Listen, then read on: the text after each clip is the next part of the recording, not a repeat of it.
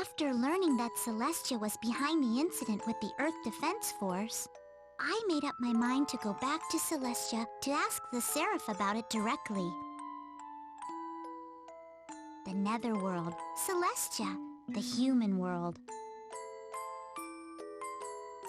I never imagined that this war, which involved the entire universe, would come to such an unexpected end.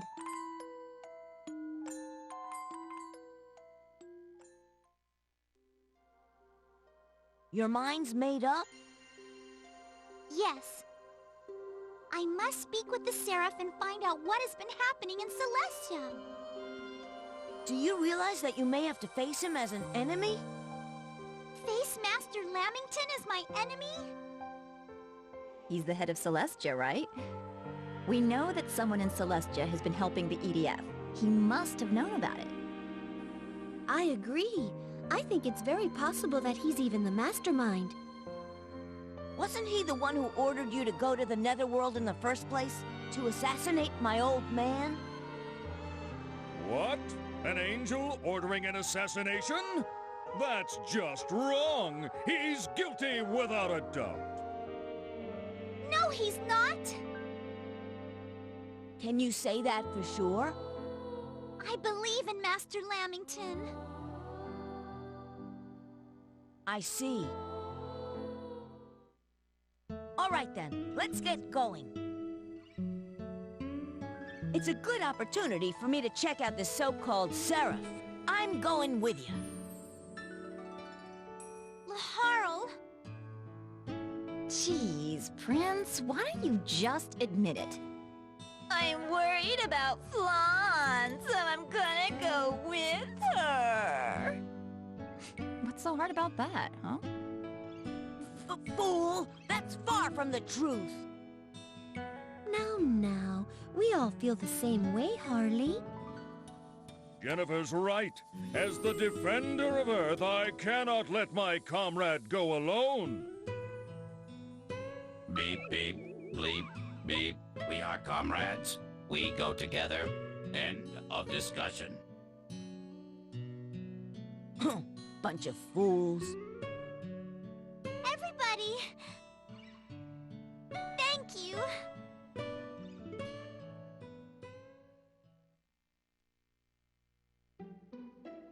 Final episode. What lies beyond the battle.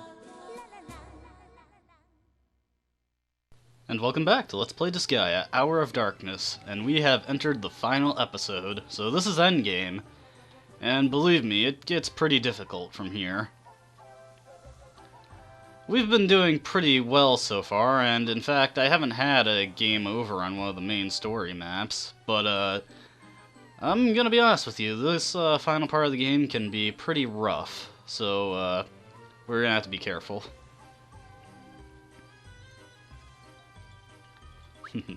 Oh, Laharl, defiant to the end. Well, I'm still thinking about it. There we go. There's a very specific reason I want to put that in my inventory, because it'll be handy on a map that's coming up very shortly. That's something to think about. Maybe we can get the Senate to sign off on that. Now, because this is the final chapter, the game has a few goodies for us, especially if we've been astute. First we get the Diabolic Sword, and this sword is awesome. Check it out, 574 compared to 280 with 110 Gladiator on that sword. So yeah, we're gonna really, we're gonna stick that in the inventory and then move the Innocent, or the Specialist on Laharl's sword into that one, and give it to Laharl. Basically, it's rewarding you for using a good sword user up until this point in the game, and any person would be, so the Diabolic Sword's really nice. Well, let's check out it in a secret chamber. I'm going to the bathroom, okay? And unfortunately, it seems I made a mistake somewhere along the game. Now, there's nothing in here, no new entry. What's supposed to be in here is a Testament Emblem, which is the best treasure type item in the game, and gives a pretty significant stat boost at this point in the game. It gives 300 to every stat compared to the 150 of the Royal Ring. Very powerful, very useful, but I seem to have made a mistake somewhere along the way and it didn't show up. Either that or I'm just the victim of a very unfortunate glitch. I checked the unlock requirements for the Testament Emblem, and you need to check the secret chamber from the very beginning of the game, and I think I did that, but I might have done the tutorial first, and that might have disqualified me. So to get a Testament Emblem at the hospital, we need 300 revivals, which I'm close to, but still a ways off.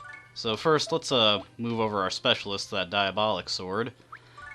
Now, I said in the last video I would be doing some off-screen work and starting up the game from there, and I did do that, but I'm going to be doing the first map of this episode first, because I'm actually quite capable of doing it with the party I have. Also, this Diabolic Sword is slightly better than the one I got in my file. The one I got in my file, I think, could hold less specialists than this one can. But let's equip that. Really good. And let's start this whole shebang. We're heading to Celestia. One thing to note is that since we've cleared the Gargantua, we can no longer go there. You can only access the Gargantua in episode 13. So if you wanted to like go back and try the deck area, well, you'd have to start a new game plus, or just a new game in general. Anyways, start the story. So, this is the entrance to Celestia. It is said that one of the former Seraphs had this gate constructed to cut off the Netherworld from Celestia. That's why it can only be opened by the residents of Celestia. That's not fair. Okay, I'm going to open the gate. Is everybody ready?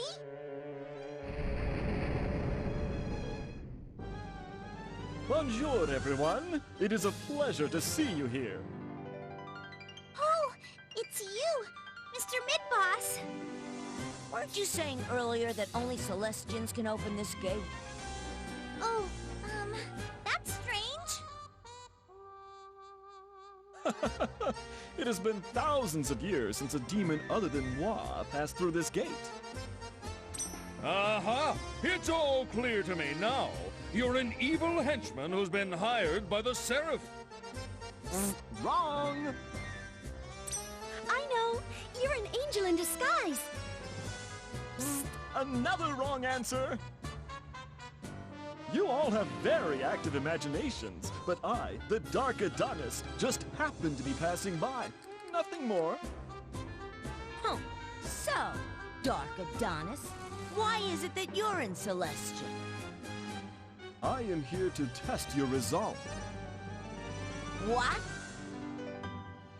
From this point on, you will face challenges unlike anything you have experienced before. Whether or not you can emerge victorious, I would like to see with my own eyes. But what does that have to do with you? Why do you care? Answer me! We have talked long enough. Show me what you are capable of. Looks like before we can get into Celestia proper, we have one final fight against Vyers. So let's see, level 70, but his stats, aside from HP, aren't particularly high, so he's not too threatening. There's a bunch of Strigoi over here, and this is the first time you'd encounter these demons in the story, aside from Medeiros. But you've probably noticed this map has an experience plus 100% effect across the entire field, and this effect actually persists after you complete the map. So the save file I made, I actually completed this map off screen so I'd have it to train up my characters really, really fast. These enemies give a lot of experience, so it's a really good idea to do. This map is basically designed, if your characters are falling behind, this is where you can catch them up very quickly. These enemies have a very high experience yield, and just doing the map a few times, you can quickly equal up to the levels with all your characters if you work towards it. And that's why I put the Horsewiener in my inventory, is because by fighting enemies here, I can very quickly rack up experience. But I'm not gonna be too super serious about trying to get a huge amount of experience here, because I don't want to really let these guys survive, because they can wreck my team if I'm not careful. So I'm just going to take them out the most efficient way possible. Take out all these Stragoys and then let Vyres move in closer, and we'll do the usual strategy of ganging up on him.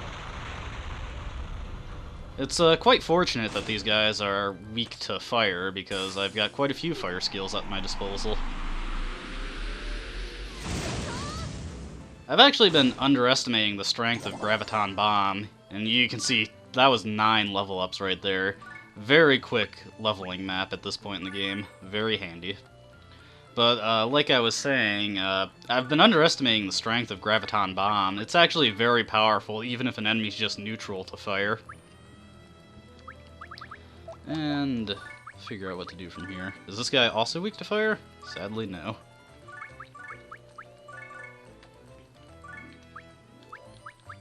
Just deliberating what I should do here. Still got Jennifer at the bottom of the list. I've been meaning to fix that, and in my save file proper I did, but not here.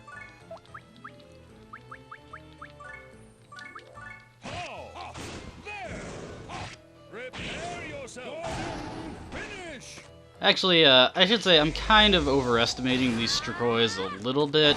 Most of their skills are actually magical based, and they have weapons that only boost their physical strength.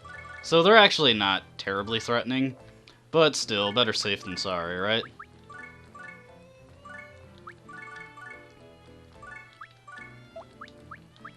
I was about to end turn there, that wouldn't have been good.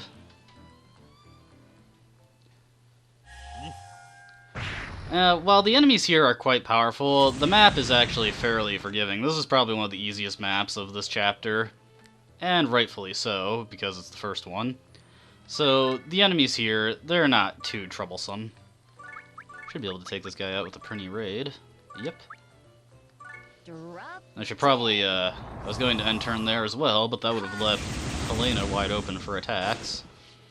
Oh, never mind. She's going to go in and just give this guy a quick tap with an arrow. Don't worry, Etna's strength issues will be resolved as soon as I load up the save file. And now, Vyres is making his last stand, and he's also got a weakness to fire, which is actually really, really good. Because I've got quite a good way to exploit fire weaknesses.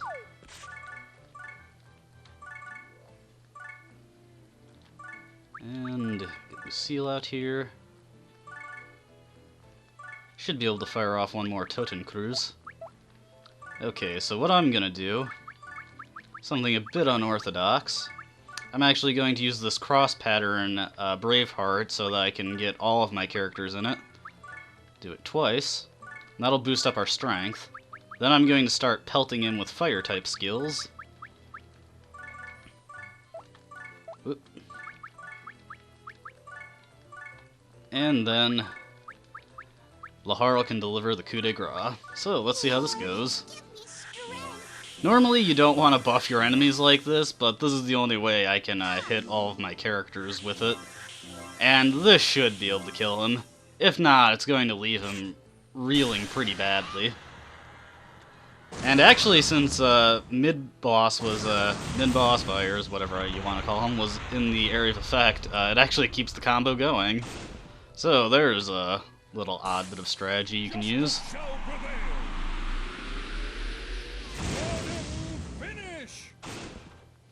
Oh yeah, he's not going to survive this. Actually, I wouldn't be surprised if Fu kills him here. Nope, but I think it's fitting that Laharl delivers the finishing blow to his rival. And thus, Vyres is no more. That was our final fight with him. And Laharl gets a nice bit of experience from that. Alright, let's watch the next scene. Your teamwork is impressive. I commend you for having come so far. Huh? Where's the usual pathetic excuse of yours? Demons, angels, humans? Rather than learn about each other, they use words such as good and evil to differentiate themselves. That is the sad truth. Wait, that reminds me of something Master Lamington once said to me. However, through our battle, you have proved to me that regardless of our differences, all creatures can become one in spirit. As long as you bear that in mind, I am sure you can overcome any ordeal. Prince, something's definitely wrong. Mid-boss is acting all serious. Yeah, this must be a trap of some sort. Who are you, really? As I said, I am the Dark Adonis. Farewell!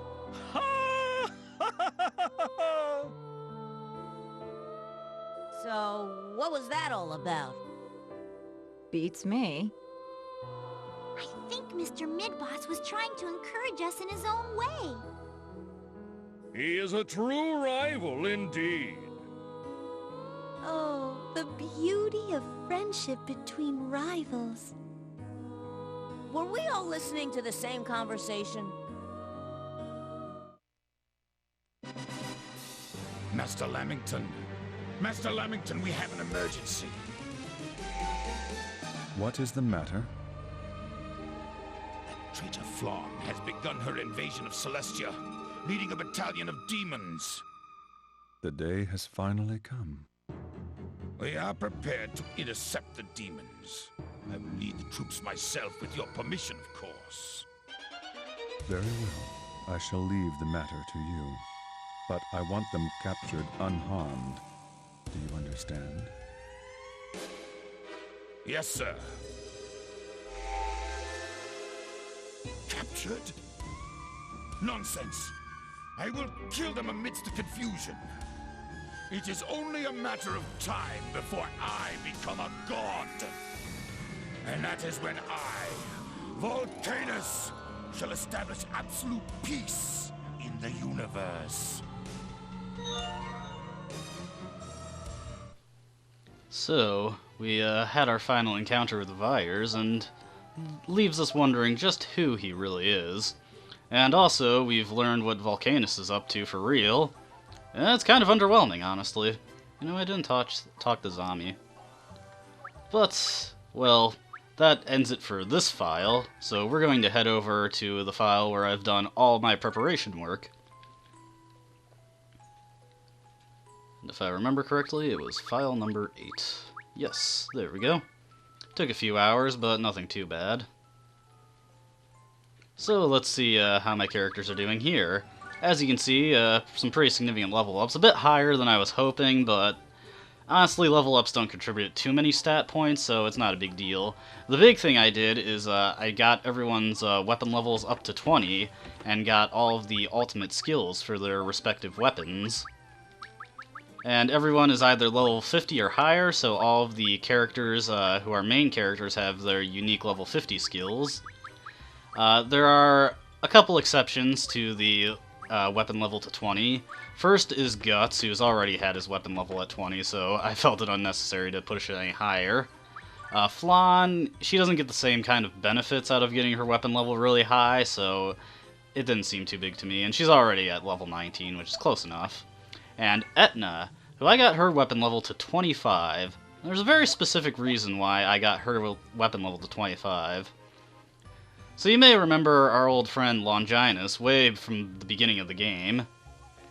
He gave us tutorials on weapons, but it's not really what we need right now. We've been playing a game long enough that I'm pretty sure we understand how weapons work.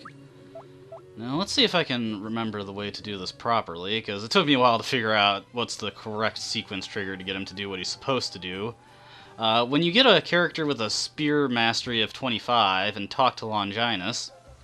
Ah, yes, here we go.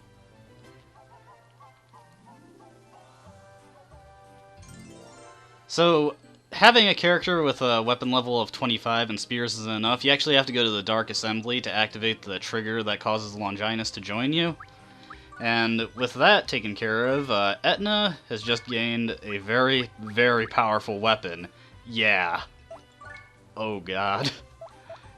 I actually forgot how powerful Longinus actually is. We're going to transfer over her specialists, but it's going to be a pretty piddling amount compared to how much Longinus actually increases her stats. So get that coach over there. Get the gladiator. And let's see the final stats of this weapon. Yeah, pretty ridiculously powerful. Longinus is actually a tier 2 weapon, or rank 38. Rank 38, I believe. It's one of the third best weapons in the game for spears. Or actually, it might be rank 39. I don't remember the hierarchy off the top of my head. But as you can see, it just made Etna the strongest character we have. Also, she's got her ultimate skill, and that's why I got her to level 25. Longinus is just a ridiculously powerful weapon. Other than that, I bought everyone new armor so that we wouldn't get completely destroyed by the enemies we face. So let's get to it. We've got some good new assets to help us out in Paradise.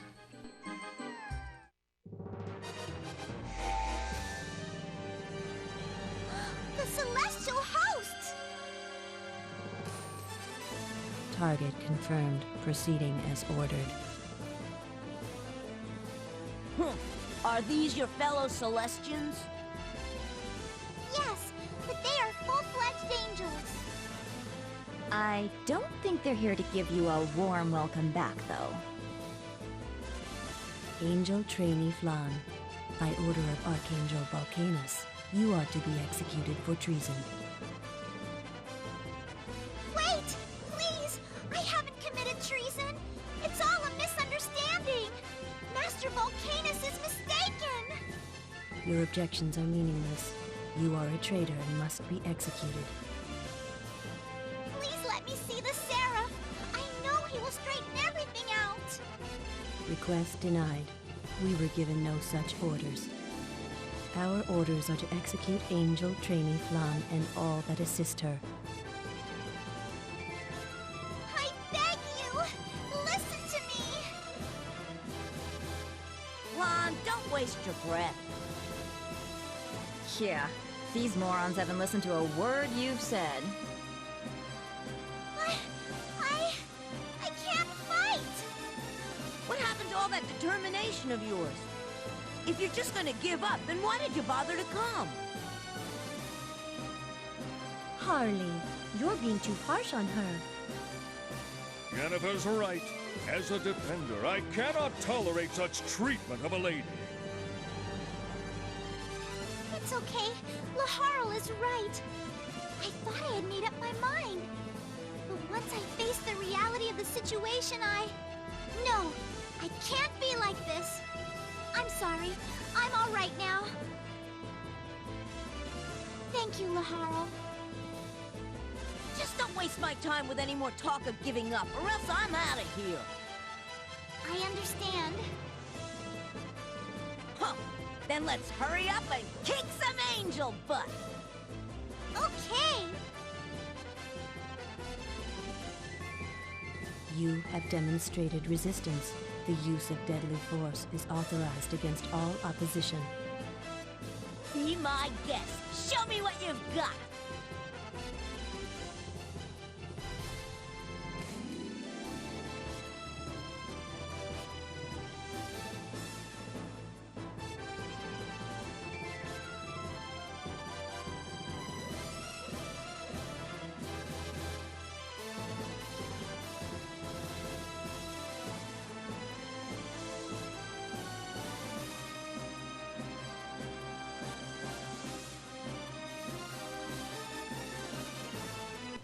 Okay, so Flonne's plan of explaining what was going on didn't quite go as expected.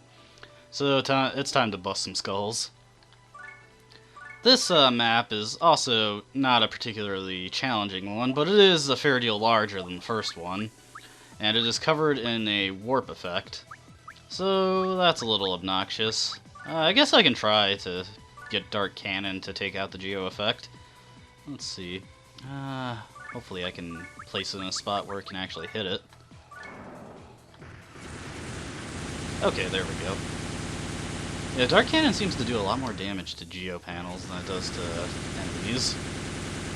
Geo panels probably just have very low defense since they don't have equipment. It's really messing up this angel, though. So yeah, we're dealing with celestial hosts for pretty much all of this chapter, and they are not to be underestimated. They have good stats across the board, good aptitudes, and can use a wide array of weapons, and also have access to magic. So basically they can do anything. Now let's start showing off the new skills. This is Dimension Slash. It's the ultimate sword skill, and it's pretty much Super Blade Rush. Hits from 5 spaces away and does not have any area restrictions. Very powerful skill, too. The Diabolic Sword makes it even better. And, actually, first let's see. I forget how Etna's ultimate skill hits. Chaos Impact. It's an interesting... Actually, that just might hit in a very particular way. Let's see if we can get it. Okay, place her right here. And yes, first I'm gonna throw in a Braveheart. I didn't get Lucille up to level 50 because, frankly, it would just be way too annoying. So she's consistently going to be one of my weakest party members, but Braveheart's always handy. See ya.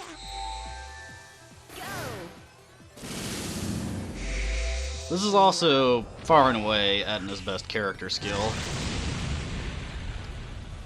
And with Longinus, yeah, it'll do that. So, Etna's MVP now.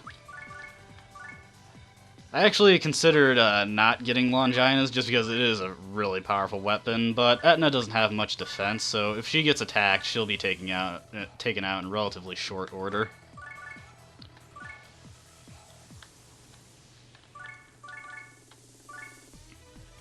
Alright, let's see what they got.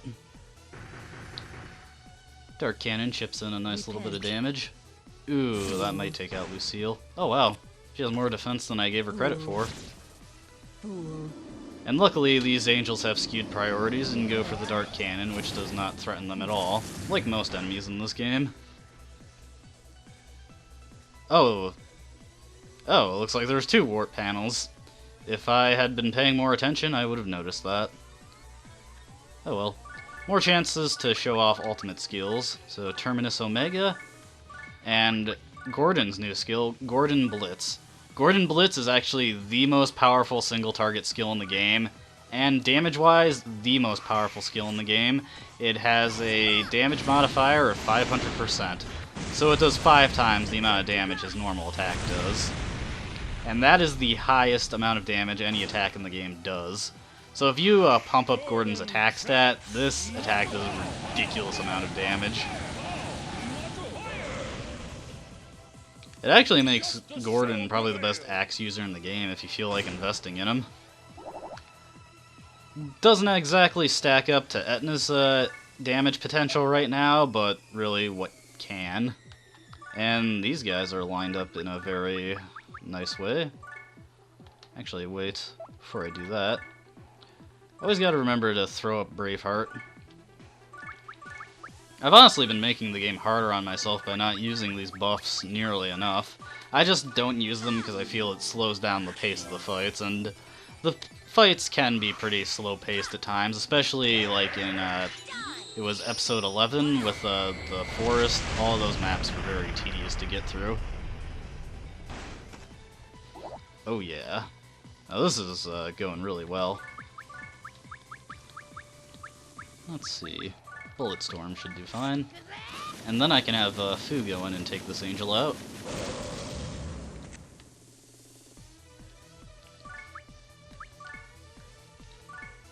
Actually, is that the last angel? It is.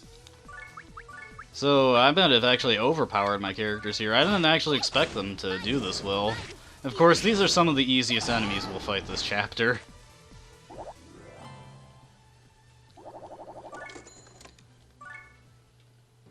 It may seem like I'm kind of overstating how difficult this chapter can become, but trust me, the enemies get very tough very quickly. And if I didn't do the work I did with my characters in between videos, those guys would be... I'll just say, they'd be handing my ass to me if I wasn't careful. But we've made a pretty good amount of progress. You're going to be seeing a lot more cutscenes that are decently long with each level now, because we're closing in on endgame and the story needs to wrap up. So we might not be able to fit multiple maps into a single video all the time, but I'll do my best to get through this as quickly as I feel allows us to enjoy the game optimally. And I hope you enjoyed watching this video. I'll end it right here, and I hope to see you next time. Until then, have a nice day. Goodbye.